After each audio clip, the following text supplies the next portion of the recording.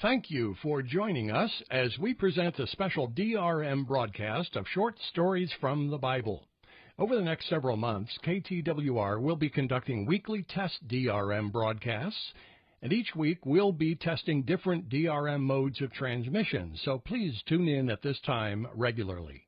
This DRM broadcast is coming to you on the frequency of 11.995 in the 25-meter band toward listeners in Japan. We look forward to receiving your feedback and hope that you enjoy these programs. Please contact us with your location and SNR details by emailing ktwrdrm@twr.org. Speaking hope to the world from KTWR, Agana, Guam. Story number 15, The Promised Land.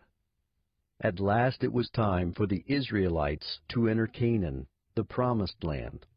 Joshua sent 2 spies to the Canaanite city of Jericho that was protected by strong walls.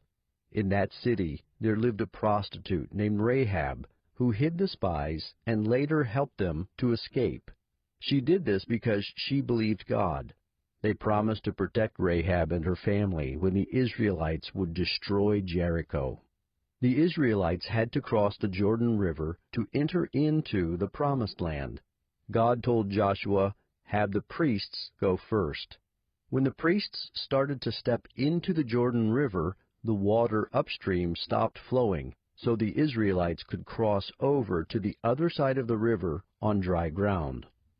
After the people crossed the Jordan River, God told Joshua how to attack the powerful city of Jericho. The people obeyed God.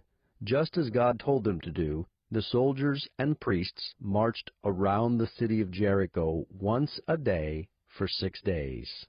Then on the 7th day, the Israelites marched around the city 7 more times. While they marched around the city for the last time, the soldiers shouted while the priests blew their trumpets. Then the walls around Jericho fell down. The Israelites destroyed everything in the city as God had commanded. They only spared Rahab and her family, who became part of the Israelites. When the other people living in Canaan heard that the Israelites had destroyed Jericho, they were terrified that the Israelites would attack them also. God had commanded the Israelites not to make a peace treaty with any of the people groups in Canaan. But one of the Canaanite people groups, called the Gibeonites, lied to Joshua and said they were from a place far from Canaan. They asked Joshua to make a peace treaty with them. Joshua and the Israelites did not ask God where the Gibeonites were from, so Joshua made a peace treaty with them.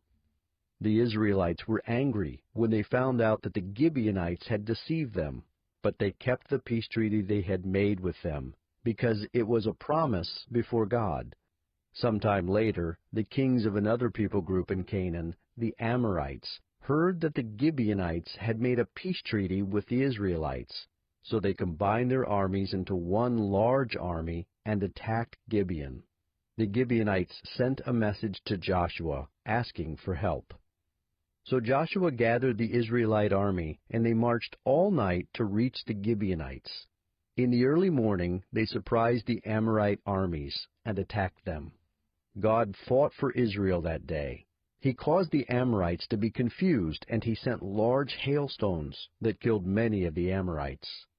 God also caused the sun to stay in one place in the sky, so that Israel would have enough time to completely defeat the Amorites. On that day, God won a great victory for Israel.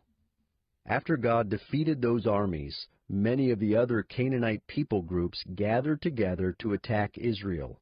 Joshua and the Israelites attacked and destroyed them. After this battle, God gave each tribe of Israel its own section of the Promised Land. Then God gave Israel peace along all its borders. When Joshua was an old man, he called all the people of Israel together. Then Joshua reminded the people of their obligation to obey the covenant that God had made with the Israelites at Sinai. The people promised to remain faithful to God and follow His laws. Story number 16, The Deliverers. After Joshua died, the Israelites disobeyed God and did not drive out the rest of the Canaanites or obey God's laws. The Israelites began to worship the Canaanite gods instead of Yahweh, the true God.